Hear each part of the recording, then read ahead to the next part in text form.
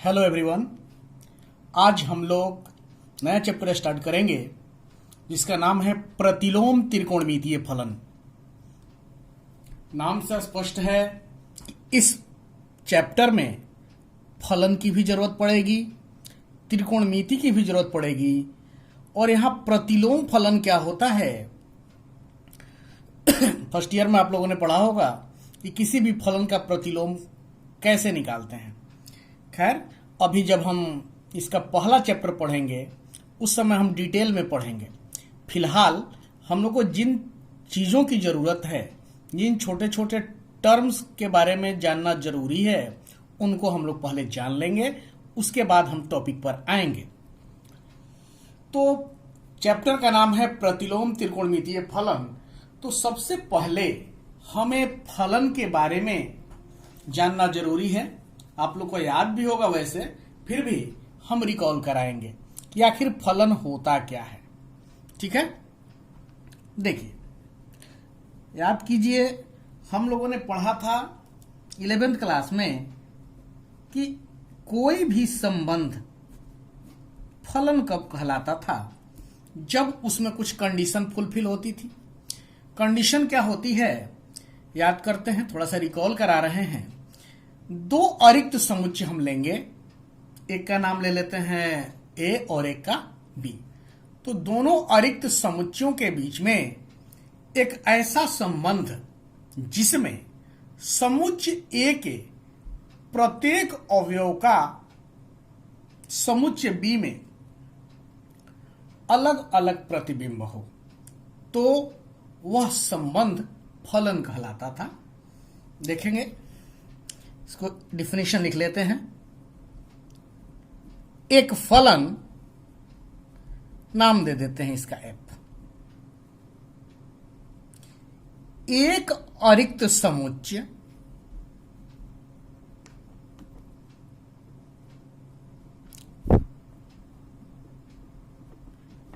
Capital A से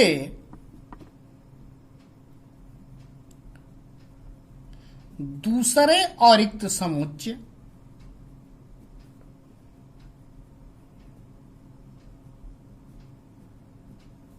capital B में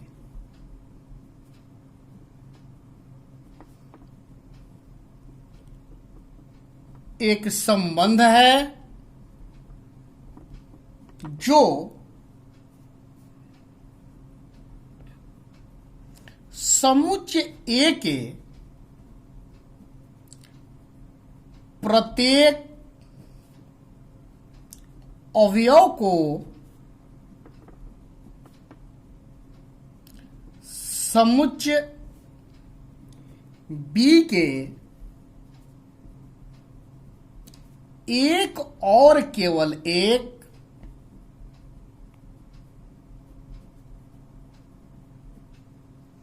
अवयव से संबद्ध करता है।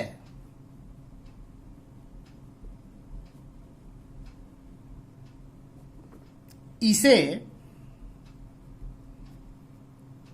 F such that A to B से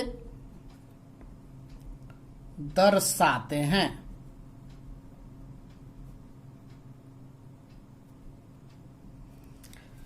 हमने क्या कहा, इसको एक उदाहरण लेकर समझने का प्रयास करते हैं।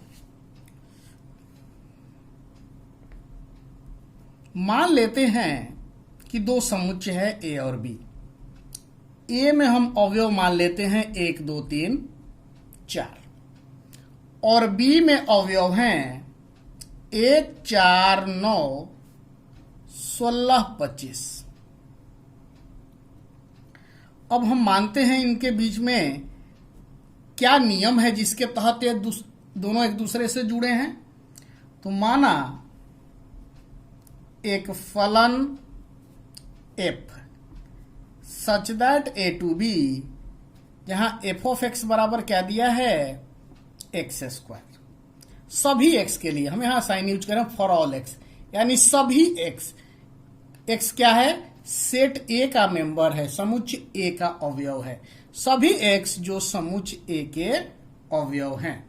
ठीक है, देखिए कैसे। यह A है और यह B है। A में एलिमेंट क्या है? 1 2 3 4। B में क्या है? 1 4 9 16 25। ये दोनों एक दूसरे से जुड़े हुए हैं। किससे? F से। ठीक है, अब देखिए यहां नियम क्या है? fx क्या दिया है? x स्क्वायर, यानी एक का स्क्वायर करोगे तो क्या आएगा? एक ही आएगा। तो यह एक किससे जुड़ेगा? एक से। फिर देखिए 2 का स्क्वायर करिएगा तो 4, 3 का 9 और 4 का 16। यहां हमने जो डिफिनीशन दिया था उसमें यही कहा कि ये दोनों समुच्चय A और B क्या होने चाहिए? अरिक्त होना चाहिए। तो हमको दिख रहा है कि दोनों अरिक्त है। अरिक्त कैसे है भाई? क्योंकि इन दोनों में कुछ ना कुछ एलिमेंट हैं। इसमें 4 है, इसमें 5 एलिमेंट है। एलिमेंट है, अवयव है, तो यह समुच्चय कैसा हुआ? अरिक्त समुच्चय। क्लियर है? अब ये कैसे जुड़े हैं? कौन से नियम से? fx बराबर x स्क्वायर। तो 1 का स्क्वायर करेंगे तो 1, 2 का 4, 3 का 9, 4 का 16। तो 1 का प्रतिबिंब क्या होगा? 1 का प्रतिबिंब क्या हो जाएगा? f ऑफ 1 बराबर क्या? 1। f ऑफ 2 बराबर 4। इसी तरह से f ऑफ 3 का क्या हो जाएगा? 9। और f ऑफ 4 बराबर क्या हो जाएगा? 16। यहां देखिए 1 का प्रतिबिंब क्या हुआ? 1। इसका समुच्चय A के अवयवों की हम बात कर रहे हैं, इनके प्रतिबिंब की बात कर रहे हैं। तो 2 का प्रतिबिंब 4, 3 का 9 और 4 का 16। प्रतिबिंब और पूर्व प्रतिबिंब आप लोग 11th क्लास में पढ़े होंगे। अब समझिए 1 का प्रतिबिंब 1 था, तो इस 1 का पूर्व प्रतिबिंब क्या होगा? 1। 2 का प्रतिबिंब 4 है, तो 4 का पूर्व प्रतिबिंब क्या होगा? 2। 3 का प्रतिबिंब 9 है, तो 9 का पूर्व प्रतिबिंब क्या होगा? 3। उसी तरह से 4 का प्रतिबिंब 16 है, तो 16 का पूर्व प्रतिबिंब क्या होगा? 4 होगा। अब यहां देखिए थोड़ा सा हम आपको रिकॉल करा रहे हैं। यहां इस फलन कौन सा है? f a to b, a से b में। तो f फलन के लिए हम बात कर रहे हैं। तो f का प्रांत क्या होगा भाई? यही ना समुच्चय A के अवयव, यानी क्या है? 1 2 3 4। क्लियर है? f का सहप्रांत क्या है? तो समुच्चय B। देखिए f a to b है, तो B जो होता है ना, यही क्या हो जाता है? सहप्रांत हो जाता है। तो क्या है? 1 4 9 16 25। अब बचा f का परिसर। f का परिसर क्या होगा? तो किसी भी फलन का परिसर उस फलन के प्रांत के अवयवों के प्रतिबिंबों का समुच्चय जो होता है वही उस फलन का परिसर कहलाता है। तो यहां प्रतिबिंब क्या है? 1 4 9 16। तो 1 4 9 16, यह जो समुच्चय है यह फलन f का क्या है? परिसर है। क्लियर है? अब चलिए, अब आपको एकाएकी फलन के बारे में जानकारी होनी चाहिए। ते हैं एकाएकी। एकाएकी कहें या इसको एकाएक कहें, इंग्लिश में इसको 1 1 कहते हैं। एकाएक फलन। देखिए कोई भी फलन एकाएक कब होता है? सुनिएगा ध्यान से। समुच्चय A से B में फलन परिभाषित है। यदि समुच्चय A के प्रत्येक अवयव का समुच्चय B में अलग अलग प्रतिबिंब है तो वह फलन f एकाएकी फलन कहलाता है। क्या हमने कहा? लिखते हैं फलन f such that a to b। एकाएकी फलन कहलाता है।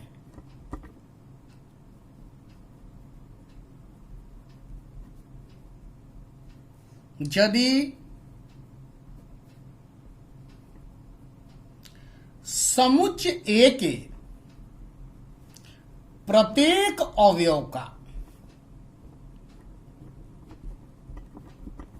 समुच्चय बी में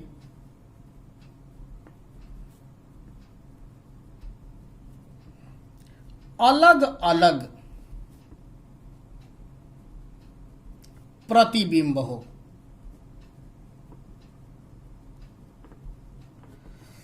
उदाहरण हम लोग लेते हैं, मानते हैं कि ए है जिसका एलिमेंट है 1 2 3 4 और बी मानते हैं कि 1 4 9 16। ठीक है, अब देखिए हम इन दोनों को रूल एफ से जोड़ते हैं, नियम एफ से। आप मान लेते हैं कि एफ एक्स बराबर यहां भी एक्स स्क्वायर ही है, तो एक का स्क्वायर क्या होगा? 1 होगा, 2 का 4 होगा, 3 का 9 होगा, 4 का 16 होगा। तो हम क्या देख रहे हैं कि ए के प्रत्येक अवयव का बी में अलग अलग प्रतिबिंब है, इसलिए यह फलन कैसा है? एकाएकी फलन है। अब एक बात यहां पर थोड़ा सा समझिएगा, हम यहीं पर थोड़ा सा बहुएक की बात कर देते हैं। बहुएक फलन क्या होता है, हालांकि इसमें हमको जरूरत नहीं है, लेकिन फिर भी जान लीजिए। यहां देखिए, जैसे मान लेते हैं कि 1 और 2 यहां तो अलग अलग प्रतिबिंब था, यदि इन दोनों का प्रतिबिंब सेम होता, यानी 1 का भी 1 हो जाता और 2 का भी 1 हो जाता, किसी भी रूल से जुड़े होते, ये रूल से तो नहीं होगा, किसी और नियम के तहत ऐसा हो जाता कि 1 का प्रतिबिंब 1 और 2 का भी 1, यानी 1 से ज्यादा इधर हुए ना, उनका सेम प्रतिबिंब हुआ, यानी इधर बहुतों का इधर 1 प्रतिबिंब हुआ, तो उसी कंडीशन में वह बहुएक कहलाता। ठीक है ना, हमें भी जरूरत नहीं है, पहला चैप्टर में डिटेल में पढ़ेंगे। अभी बस इतना समझिए कि यहां पर हर एक समुच्चय ए के हर एक एलिमेंट का समुच्चय बी में अलग अलग प्रतिबिंब यदि है तो यह फलन कैसा है? एकाएकी या एकाएक फलन है। क्लियर है? अब चलिए, आच्छादी फलन क्या कहलाता है, थोड़ा सा इसको देख लेते हैं, उसके बाद आगे बढ़ेंगे।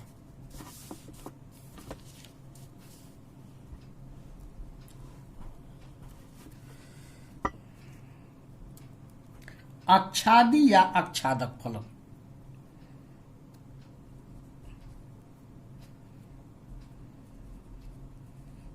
आच्छादी या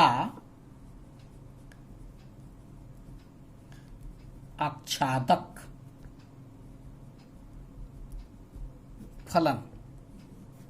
आच्छादी या आच्छादक फलन, देखिए क्या होता है, पहले एक बार सुन लीजिए। जैसे कोई फलन ए से बी में परिभाषित है, यदि समुच्चय बी के प्रत्येक अवयव समुच्चय ए के किसी न किसी अवयव से संबंधित है, तो हम कहेंगे कि वह फलन क्या है? आच्छादक फलन है। लिख लेते हैं, फलन F such that A to B आच्छादक फलन कहलाता है।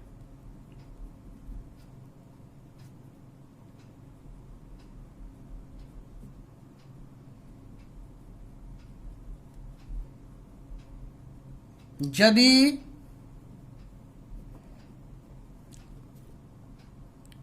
समुच्चय बी का प्रत्येक अवयव समुच्चय बी का प्रत्येक अवयव समुच्चय ए के किसी न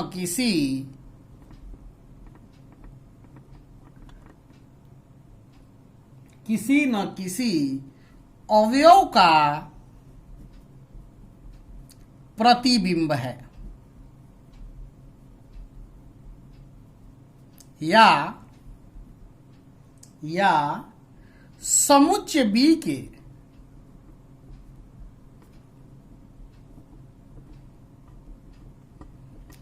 प्रत्येक अवयव का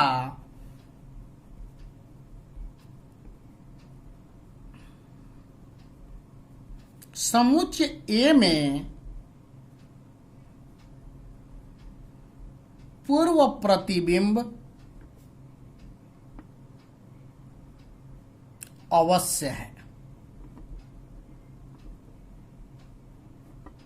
जैसे उदाहरण ले रहे हैं, मान लेते हैं कि A है ये, जिसके एलिमेंट हैं 1 2 3 4। दूसरा समुच्चय है B, जिसके अवयव हैं 1 4 9 16। A B से जुड़ा है F से, F के तहत। यहां हम मान लेते हैं कि फलन कैसा है, A से B है और fx बराबर x स्क्वायर है। बताइए, 1 का 1 हो जाएगा, 2 का 4, 3 का 9 और 4 का 16। अब ये आच्छादक क्यों है, इसको समझिएगा। ये जो B है ना, B के प्रत्येक अवयव को देखिए। B का प्रत्येक अवयव A के किसी न किसी अवयव का क्या है, प्रतिबिंब है। या यूं कहें कि B का प्रत्येक अवयव का पूर्व प्रतिबिंब यहां पर है।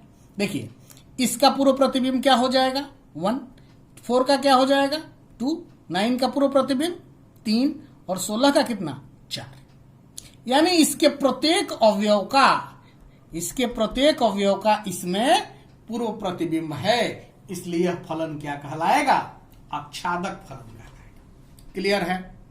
अब आगे बढ़ते हैं। अब हेडिंग देंगे एकाएकी आच्छादी फलन। एकाएकी आच्छादी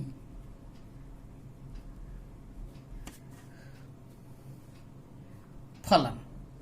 कोई भी फलन एकाएकी आच्छादी कब कहलाएगा, जब वह एकाएकी भी हो और आच्छादी भी हो, यानी आच्छादक भी हो, तब वह फलन एकाएकी आच्छादी फलन कहलाएगा। देखिए कैसे, फलन f such that a to b एकाएकी आच्छादी फलन कहलाता है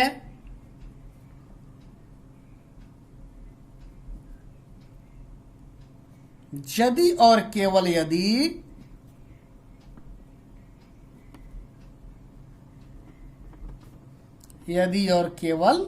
यदि यह एकाएकी और आच्छादक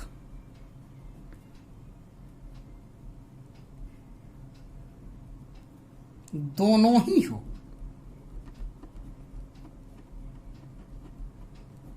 ठीक है। उदाहरण, बिल्कुल हमने कुछ ज्यादा उदाहरण में वैरायटी नहीं डालने का प्रयास किया है, एक ही उदाहरण हम अक्सर ले रहे हैं। ज्यादा हम लोगों को इन सब चीजों पर फिलहाल रिसर्च करने की जरूरत नहीं है। जहां जरूरत होगी पहले चैप्टर में करेंगे, ठीक है ना। यहां वही फलन मानते हैं, a to b है और fx बराबर क्या है, x स्क्वायर है। तो 1 का प्रतिबिंब 1, 2 का 4, 3 का स्क्वायर 9, 4 का 16। अब देखिए f किससे परिभाषित है, a से b में ना। अब मान लेते हैं कि यहां से यहां तक एक फलन होता है, तो यह f इनवर्स होगा। ठीक है। f इनवर्स जो होगा b टू a होगा, क्यों कि इसका प्रांत ये हो जाएगा और सह प्रांत ये हो जाएगा। और कोई भी फलन, सुनिएगा ध्यान से, कोई भी फलन का इनवर्स यानी कि प्रतिलोम तभी संभव होता है जब वह फलन एकाएकी तथा आच्छादक दोनों हो। एकाएकी भी हो और आच्छादक भी हो, तभी उस फलन का प्रतिलोम ज्ञात हो सकता है, अदरवाइज उसका प्रतिलोम निकालना संभव नहीं होगा। अब यहां जो हमने उदाहरण लिया है, यह फलन जो है एकाएकी भी है। एकाएकी कैसे? क्योंकि हर एक एलिमेंट का अलग अलग प्रतिबिंब, और यहां जितने भी एलिमेंट हैं ये किसी न किसी इधर के अवयव से रिलेटेड हैं, संबंधित हैं, इसलिए फलन एकाएकी आच्छादक हुआ। इसका नाम एफ था, ये एफ इनवर्स हो गया। जब फलन एकाएकी आच्छादी होगा तो इसका इनवर्स यानी कि प्रतिलोम संभव है। हमने मान लिया एफ का प्रतिलोम एफ इनवर्स है। तो एक बात यहां समझना है कि जो फलन एफ का प्रांत होगा, फलन एफ का प्रांत जो होगा वह एफ इनवर्स के लिए क्या हो जाएगा? परिसर हो जाएगा। एफ इनवर्स का परिसर। और एफ का जो परिसर होगा वह एफ इनवर्स का क्या होगा? प्रांत होगा। देखिए कैसे। फलन एफ के लिए यह प्रांत, यह परिसर है ना, एकाएकी आच्छादी है, इसलिए सह प्रांत और परिसर बराबर ही होंगे इसमें। अब देखिए, एफ का प्रांत ये और एफ इनवर्स का यह परिसर। उसी तरह से यह जो है बी एफ का परिसर है, लेकिन इसके लिए यहां से इधर जा रहा है, इसके लिए क्या है? प्रांत है। यानी कि एफ का परिसर बराबर एफ इनवर्स का प्रांत। तो हम आपको ये कह रहे थे बार बार, इसको नोट कर लेते हैं कि किसी भी फलन एफ का प्रतिलोम एफ इनवर्स कब संभव है? किसी फलन एफ का प्रतीक एफ इनवर्स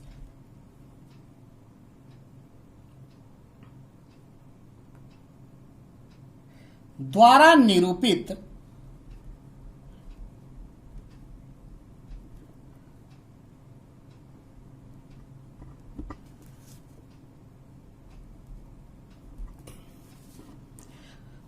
किसी फलन एफ का प्रतीक एफ इनवर्स द्वारा निरूपित प्रतिलोम, प्रतिलोम का मतलब क्या जी? इनवर्स। फलन का अस्तित्व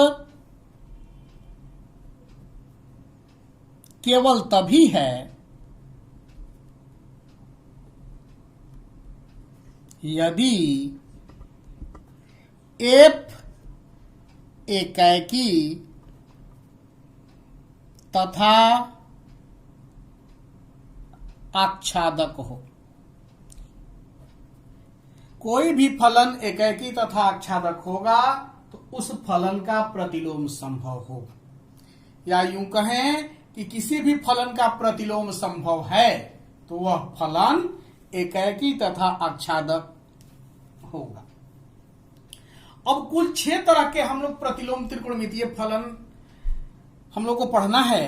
जैसे 6 तरह के फलन पढ़े थे, कौन कौन सा भाई? तो sine x cos x, tan x, cot x, sec x और कॉसेक एक्स।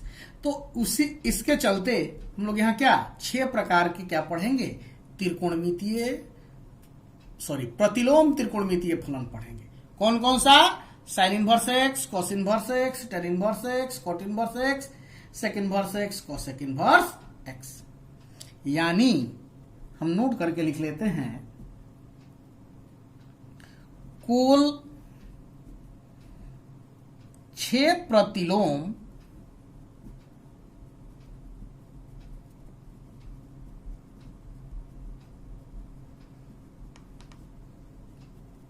त्रिकोणमितीय फलन कौन कौन से? तो sine inverse x, cos inverse x, tan inverse x, cot inverse x, sec inverse x, cosec inverse x हैं। इन्हीं का अस्तित्व है। अब थोड़ा सा समझने का प्रयास कीजिएगा। हम एक फलन ले रहे हैं y बराबर साइन एक्स।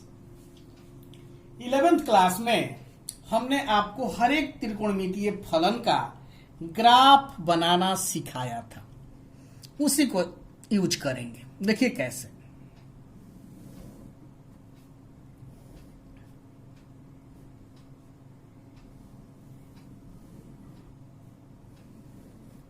ऐसे ही ना। अब देखिए, आपको याद होगा इसलिए हम रफ स्केच खींच रहे हैं, ज्यादा हम इस पर मेहनत मशक्कत नहीं कर रहे। पाई/2 होता है ये पाई, यहां 3π/2 और यहां 2π।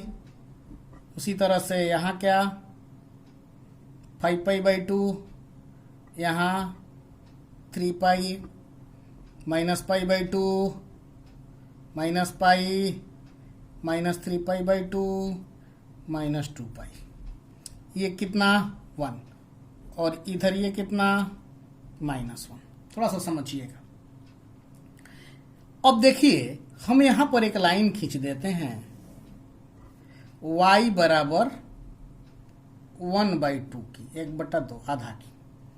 तो हम क्या देख रहे हैं, ध्यान से समझिएगा कि x के इस वैल्यू के लिए यहां से हम डालेंगे, x के इस वैल्यू के लिए, या फिर इस वैल्यू के लिए, या फिर इस वैल्यू के लिए, या फिर इसके लिए, या फिर इसके लिए, इन सभी वैल्यू के लिए, x के इन सभी वैल्यू के लिए फंक्शन का मान 1/2 होगा।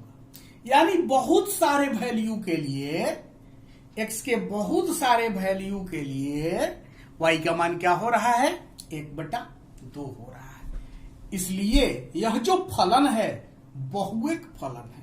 कैसा फलन हो गया, बहुएक फलन हुआ, बहुएक फलन हो गया।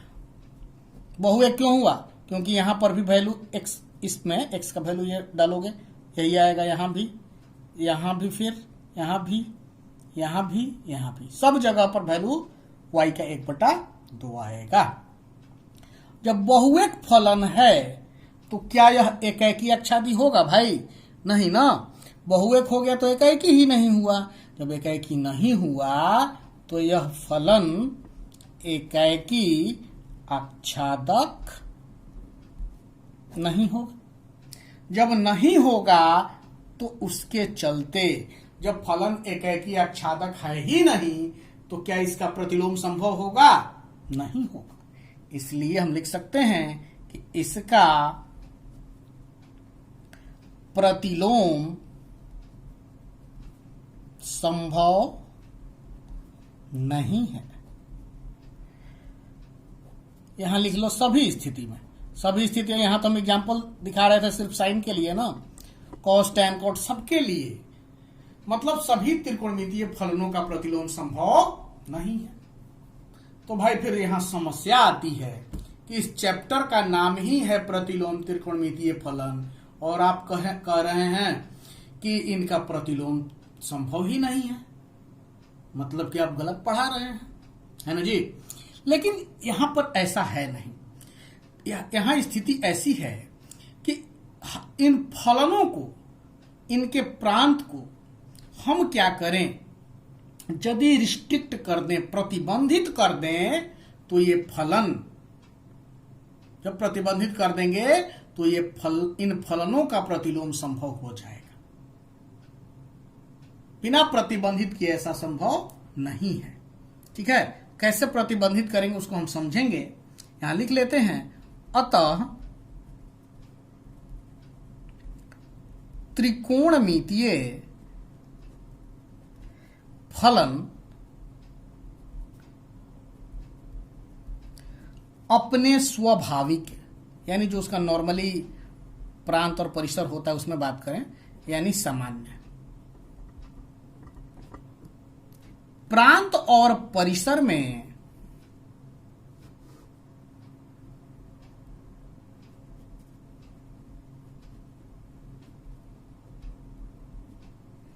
प्रांत और परिसर में एकाएकी तथा आच्छादक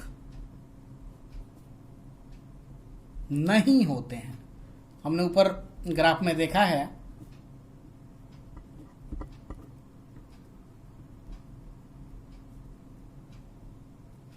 इसलिए इनके प्रतिलोमों का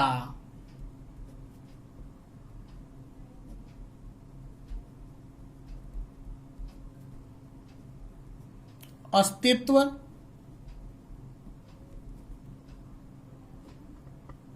नहीं होता है।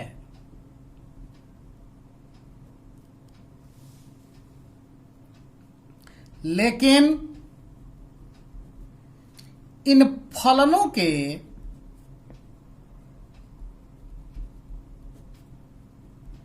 प्रांत को प्रतिबंधित करने पर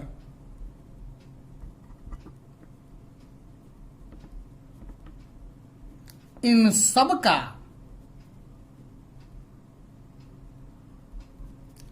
प्रतिलोम संभव है।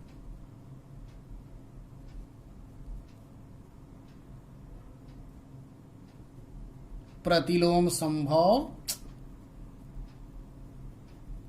है। थोड़ा सा इसको समझने का प्रयास करेंगे कि हम कैसे प्रतिबंधित करेंगे। ध्यान दीजिए, हम अलग फंक्शन नहीं लेने जा रहे हैं, उसी फंक्शन को लेंगे। कैसे, देखिए ध्यान से।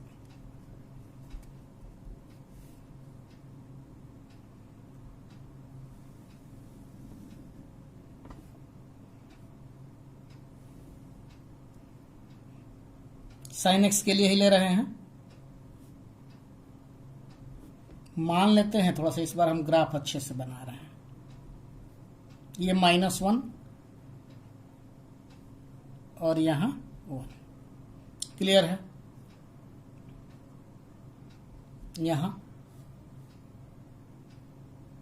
यहां पर इसके बीच में जाएगा तो यहां पर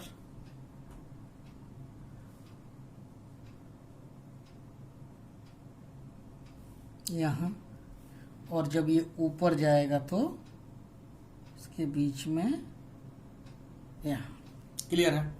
देखिए कैसे ग्राफ कुछ ऐसा ही बनता है ना। अभी हमने ऊपर बनाया भी था, ठीक है। यहां से ऐसे, कुछ ऐसे, ऐसा ही इधर भी।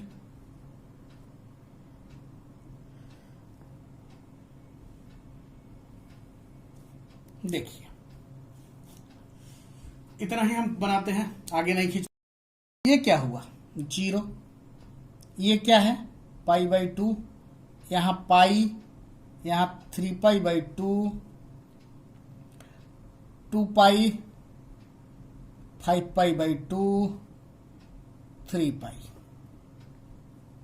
-π/2, -π, -3π/2, -2π। ठीक है। अब एक बात देखिए ध्यान से, यहां प्रतिबंधित करना है इस फलन को। फलन कौन सा है, y = sin x। हम ऐसा प्रतिबंधित करें कि इस फलन का जो ग्राफ है किस इंटरवल में मुड़ नहीं रहा है, उसको देखना है। मुड़ जाएगा तो फिर x के अलग अलग मान के लिए y का वैल्यू सेम हो जाएगा, तो मुड़ने नहीं देना है। देखिए कहां से, यहां से देखिए फलन का वैल्यू क्या हो रहा है, बढ़ रहा है। ग्राफ देखिए आप, क्या हो रहा है, बढ़ रहा है। कहां से बढ़ रहा है, -1 से कहां तक बढ़ के गया, 1 तक। -1 से 1 तक बढ़ा, कौन से इंटरवल में, तो इंटरवल हुआ आपका -π/2 से लेके π/2 का इंटरवल। क्लियर है। अब देखिए इस इंटरवल में देखिएगा, यहां से लेकर यहां तक घट रहा है। कहां से घटा, 1 से घटना शुरू हुआ और घटते घटते कहां पहुंच गया, -1 तक। यानी ये कौन सा इंटरवल है, π/2 से लेकर 3π/2 तक। इसी तरह से फिर यहां से बढ़ेगा, -1 से बढ़ के कहां जाएगा, 1 तक। तो ये कौन सा इंटरवल होता है, 3π/2 से लेकर 5/2 तक। 5 पाई बाई 2 तक। उसी तरह यहां देखिए ये क्या,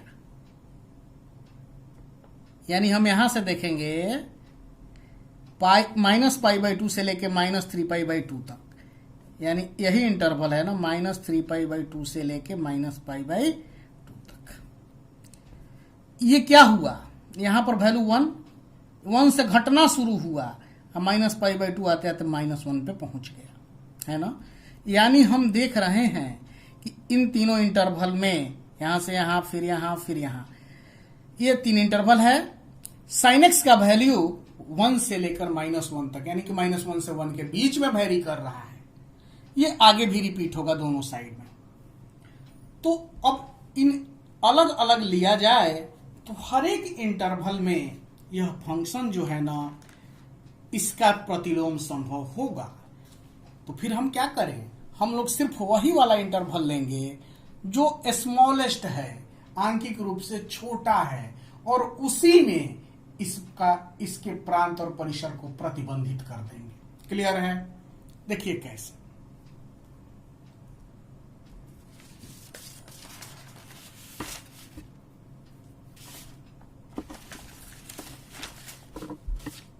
एक मिनट,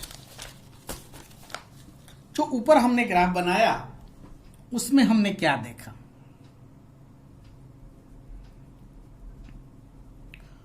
उपरोक्त सभी अंतरालों में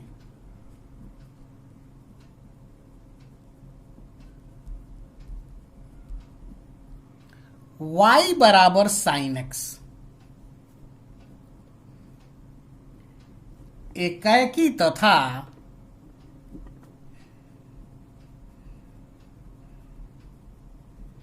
आच्छादक है, तथा प्रत्येक अंतराल में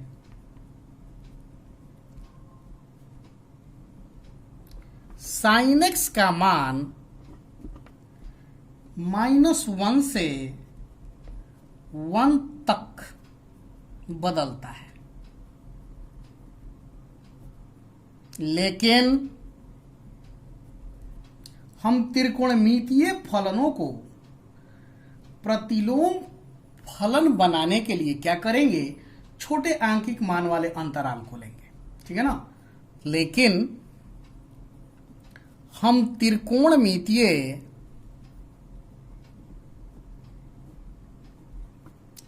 फलनों को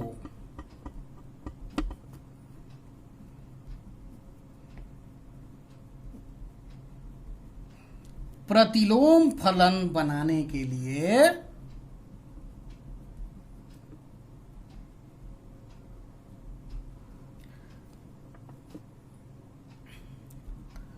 छोटे आंकिक मान वाले अंतराल को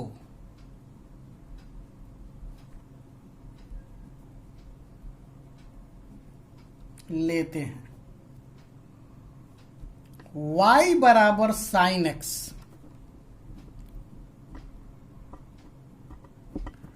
की स्थिति में अंतराल -π/2 से π/2 लेते हैं। यही छोटा था। अब चलिए इसका प्रांत और परिसर कैसे निकालेंगे, थोड़ा सा इसको समझना होगा। इस इंटरवल में हम लोग प्रांत इनवर्स के लिए और परिसर कैसे डिसाइड करेंगे, ये देखिए, देखिएगा ध्यान से। ये फलन है आपका y बराबर sin x का हम ग्राफ बनाना चाह रहे हैं। किस अंतराल में? -π/2 से π/2 तक ही बनाएंगे। इसके लिए -π/2 से लेकर π/2 तक। कहां तक वैल्यू जाएगा? 1 तक। ये 1 है और नीचे क्या? -1 है। तो π/2 पर sin x का वैल्यू क्या हो जाएगा? π/2 मतलब 90, sin 90 का मान कितना? 1, यानी यहीं पे जाएगा। यानी ऐसा ही ग्राफ बना रहे थे ना हम लोग अभी। ये ऐसे जाएगा फिर ऐसे आ रहा था, हम थोड़ा बड़ा बना रहे हैं। अब देखिए इधर क्या, यहां पे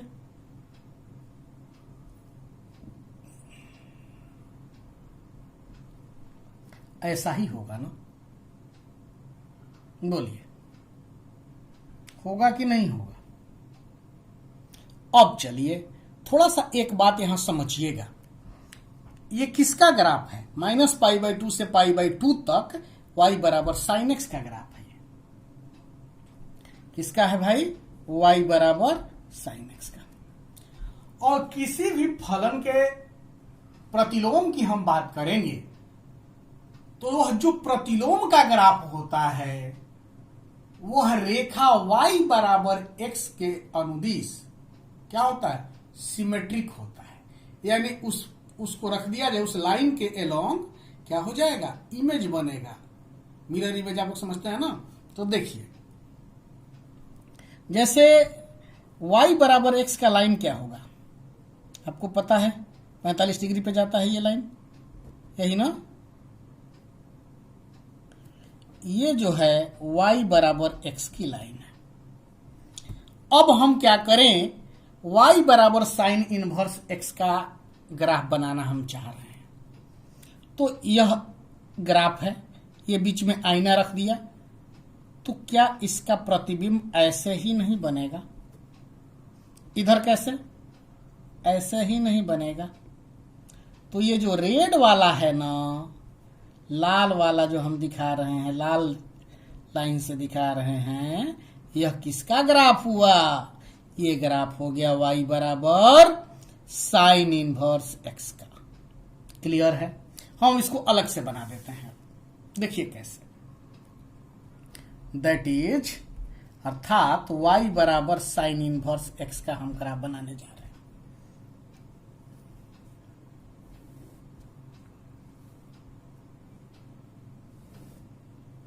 ठीक है,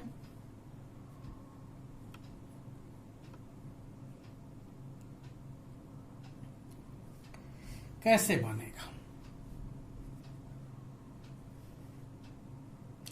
अब जो साइन एक्स का प्रांत था -π/2 से π/2, तो साइन इनवर्स के लिए परिसर हो जाएगा ना।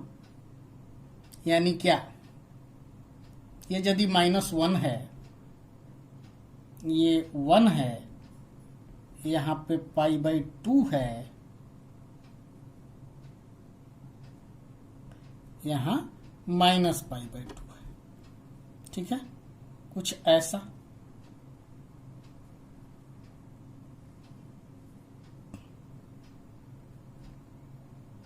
देख लीजिए,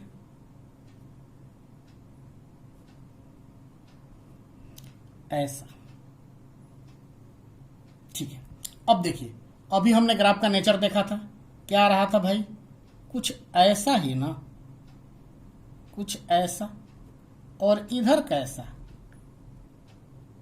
थोड़ा सा बढ़िया से समझिएगा, ऐसा ही बनेगा। और इधर ऐसा, यही बनेगा ना। y बराबर साइन इनवर्स x का ग्राफ यही होगा। अब यहां पर देखिए तो इसके लिए प्रांत क्या? -1 से 1, और परिसर क्या? -π/2 से π/2। कैसे निकालते हैं? जैसे y बराबर वहां साइन x था, तो x बराबर क्या हो जाएगा? Sine inverse y। जब हम x को y से रिप्लेस करेंगे, बदलेंगे, तो y और y को x से, तो y बराबर साइन इनवर्स x, यही हो जाएगा। अब यहां पर थोड़ा सा इसका प्रांत और परिसर समझिएगा। वह जो फलन साइन एक्स था, उसका फलन जो है पहला वाला ग्राफ में, हम -π/2 से लेके π/2 तक वैल्यू क्या आ रहा था? -1 से लेके 1 तक फलन क्या था? fx बराबर या y बराबर साइन एक्स। क्लियर है? अब यहां पर जो इसका इनवर्स निकला, इसके लिए क्या हो जाएगा भाई? प्रांत पलट जाएगा, -1 से 1, और परिसर क्या? -π/2 से लेकर π/2 तक, और फलन क्या हो जाएगा? एफ एक्स लिखो चाहे वाई लिखो, एक ही बात है, बराबर साइन इनवर्स एक्स। क्लियर है?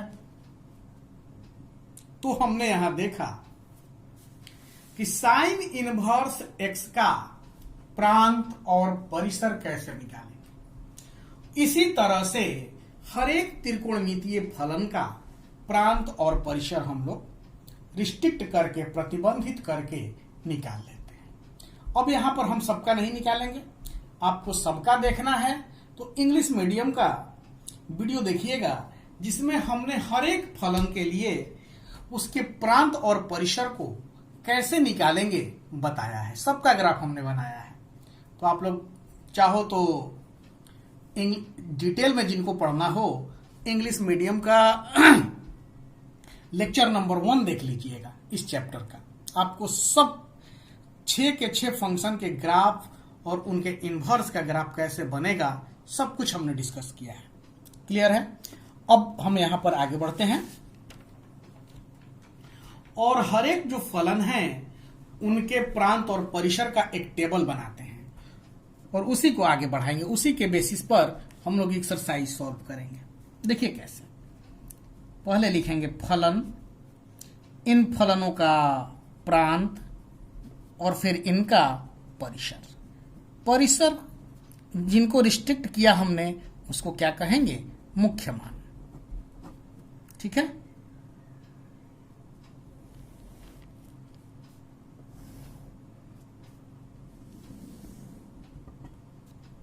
देखिए, पहला है y बराबर साइन इनवर्स एक्स। इसका प्रांत क्या होगा अभी हमने देखा है, -1 से 1, और परिसर क्या हो जाएगा, -π/2 से π/2। इसी तरह से दूसरा है y बराबर कॉस इनवर्स एक्स। इसका प्रांत होता है, आपको पता है कि कॉस का वैल्यू -1 से 1 के बीच में जाता है, इसलिए इसका प्रांत क्या हो जाएगा कॉस इनवर्स का, -1 से 1, और यहां क्या हो जाएगा 0 से π। थर्ड नंबर पर y बराबर tan इनवर्स एक्स। यहां हो जाएगा रियल नंबर, दैट मीन -∞ से +∞, और इसका परिसर जो होगा क्या हो जाएगा, ओपन इंटरवल -π/2 से π/2। इंटरवल को समझिएगा, ये क्लोज है यानी कि ये पॉइंट शामिल है, यहां ओपन है यानी कि ये पॉइंट दोनों शामिल इस इंटरवल में नहीं है। 4 नंबर y बराबर कॉट इनवर्स एक्स। तो इसका भी क्या हो जाएगा, प्रांत r, और परिसर क्या होगा 0 से π। 5 नंबर पे आइए, y बराबर सेक इनवर्स एक्स। क्या होगा,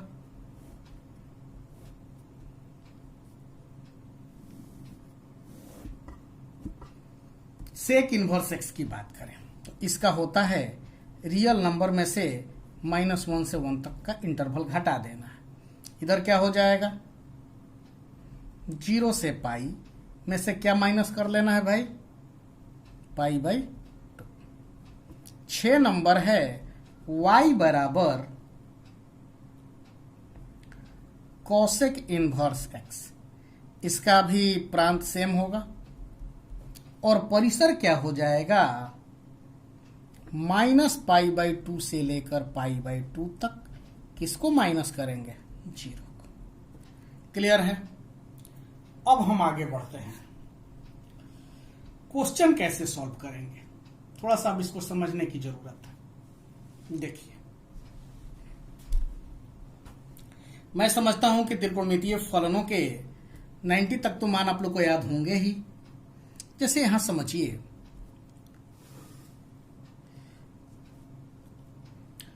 y बराबर साइन इनवर्स एक्स है। y जो है ना कोण को व्यक्त कर रहा है, साइन इनवर्स x जो है वो मान बताएगा। उसी तरह से यदि ऐसा रहता y बराबर कॉस इनवर्स x, तो ये क्या है, कोण है, और ये क्या है, मान है। ठीक है? अब जैसे देखिए, हम पहला ले रहे हैं साइन इनवर्स 1/2।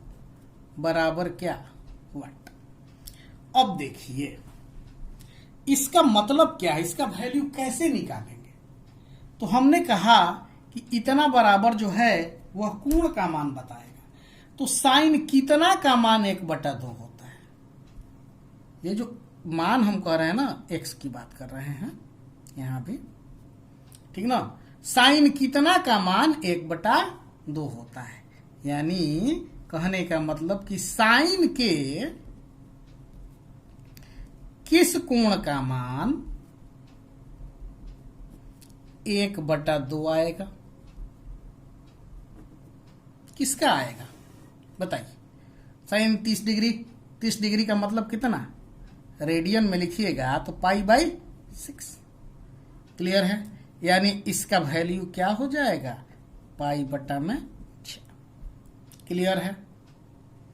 उसी तरह से दूसरा एग्जाम्पल ले रहे हैं, कॉस इनवर्स 1/2।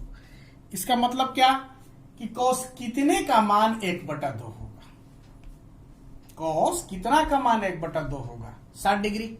रेडियन में बदलेंगे तो कितना, π/3। उसी तरह से तीसरा है साइन इनवर्स 1। तो साइन कितना का मान 1 होता है भाई, π/2 का, 90 डिग्री का। उसी तरह से कॉस इनवर्स 1, कॉस कितना का मान 1 होता है, 0 का। फिर देखिए कॉस इनवर्स -1, कॉस कितना का मान -1 होता है। तो ग्राफ आप देखिएगा, आपको दिखेगा कि पाई पर वैल्यू -1 हो रहा है। कॉस का पाई पर वैल्यू -1 हो रहा है, तो इसलिए पाई। क्लियर है। अब कुछ और एग्जाम्पल देखते हैं। देखिए छठा एग्जाम्पल, कॉस इनवर्स √3/2। कॉस कितने का मान √3/2 होता है, 30 डिग्री का। तो 30 डिग्री को रेडियन में बदलोगे तो कहता है ना π/6। 7 नंबर, कॉस इनवर्स -1/2। कॉस कितने का मान -1/2 आता है भाई, तो 2π/3 का। ठीक है। अब चलिए एक और क्वेश्चन लेते हैं। कॉस इनवर्स पाई का वैल्यू क्या होगा, पाई का वैल्यू क्या, 3.14। तो क्या कॉस में किसी भी कोण का मान 3.14 संभव है क्या, नहीं है। क्यों, क्योंकि आप हम लोग जानते हैं कि कॉस का जो वैल्यू होता है -1 से 1 के बीच में ही होता है, उससे ज्यादा नहीं होगा और कम भी नहीं होगा, इसलिए ये संभव नहीं है। फिर देखिए इसी तरह से कहा जाए कि साइन इनवर्स π/2 का मान बताइए भाई। इसका मतलब क्या कि साइन कितना का मान π/2, यानी 1.65 के लगभग कितने का मान होगा। तो 1.6 कहां से हो सकता है, साइन का वैल्यू 1 से ज्यादा होगा ही नहीं ना, इसलिए ये संभव नहीं है। क्लियर है। अब एक बात समझिएगा थोड़ा सा, साइन इनवर्स x जो है वह साइन x का पावर -1 नहीं है। यानी हम कहना चाह रहे हैं कि sine inverse x sine x के पावर -1 के बराबर नहीं है। तो किसके बराबर है भाई, वास्तव में यह जो है ना साइन x का पावर -1, यह 1/sin x के बराबर है। और 1/sin x और साइन इनवर्स x बराबर थोड़ा ही होता है। समझ गए बात को। यानी कि साइन इनवर्स x और साइन x का पावर -1 का वैल्यू बराबर नहीं होगा। अब चलिए जो भी हमने पढ़ा इस पर कुछ क्वेश्चन करते हैं। हम 1-2 क्वेश्चन कर लेते हैं ताकि आपसे एक्सरसाइज 2.1 बन जाए। देखिए कैसे क्वेश्चन ले रहे हैं, साइन इनवर्स 1/√2 का मुख्य मान ज्ञात कीजिए।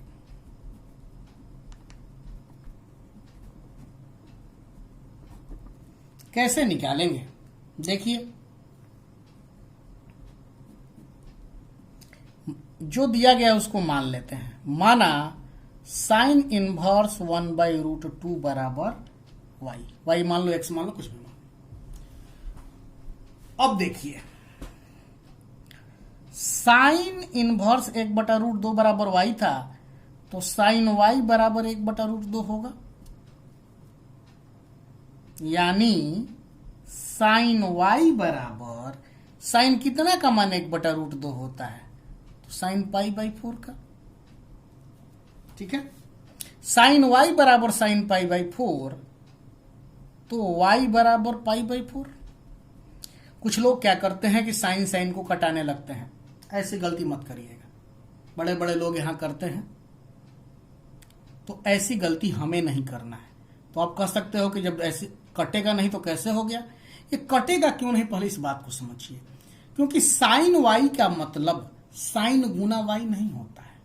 साइन वाई जो है एक रेशियो है और वाई एक एंगल है, ठीक है ना। इसलिए साइन वाई का मतलब साइन गुना वाई नहीं है कि कट जाएगा।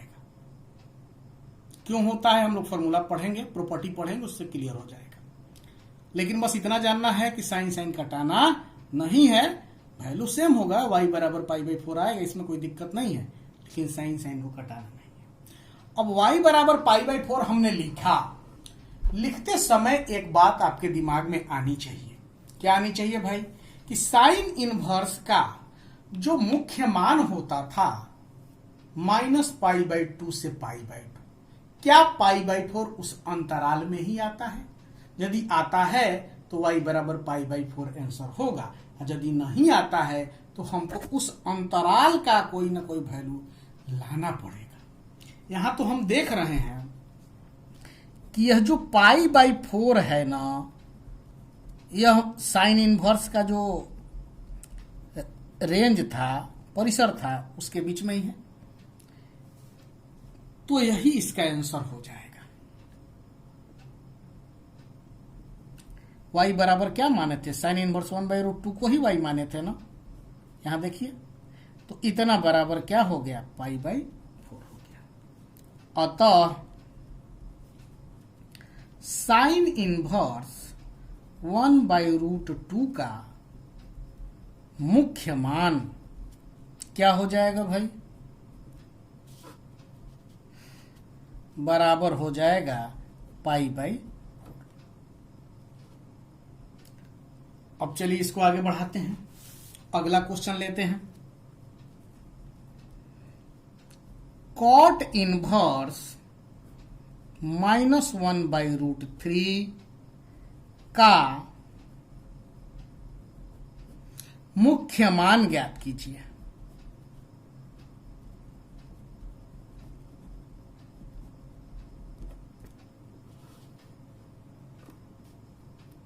देखिए कैसे, माना कॉट इनवर्स -1/√3 बराबर वाई, यानी कॉट वाई बराबर कितना, -1/√3। आगे बढ़ाइए, कॉट वाई बराबर माइनस, कॉट कितना का मान 1/√3 होता है, कॉट 60 डिग्री का, यानी कॉट 60 डिग्री को रेडियन में बदलोगे तो π/3। अब यहां पर एक बात आपके माइंड में आना चाहिए, क्या भाई, कॉट इनवर्स के लिए जो परिसर होता है, मुख्य मान परिसर जो होता है, कहां से कहां तक होता है। हमने टेबल बनाया था, टेबल में देखिए कॉट इनवर्स के लिए कहां से कहां तक, 0 से π तक, ओपन इंटरवल में, खुला अंतराल। तो ऐसा वैल्यू लाएं जो 0 से π के बीच का हो। ठीक है, देखिए कैसे, कॉट वाई बराबर, कॉट इतना लिख सकते हो आप, cot 180 minus theta, pi minus theta minus cot theta, हम इसको इतना लिख सकते हैं। यानी कॉट वाई बराबर, इसको घटाइएगा तो क्या आएगा, 3π में से पाई गया 2π/3 आएगा। अब देखिए तो y बराबर क्या हो जाएगा भाई, 2π/3। अब जो 2π/3 है 0 से पाई के बीच में है कि नहीं है? इसलिए y किसको माने थे, cot इनवर्स -1/√3 को। तो इसका वैल्यू क्या हो जाएगा, 2π/3। अतः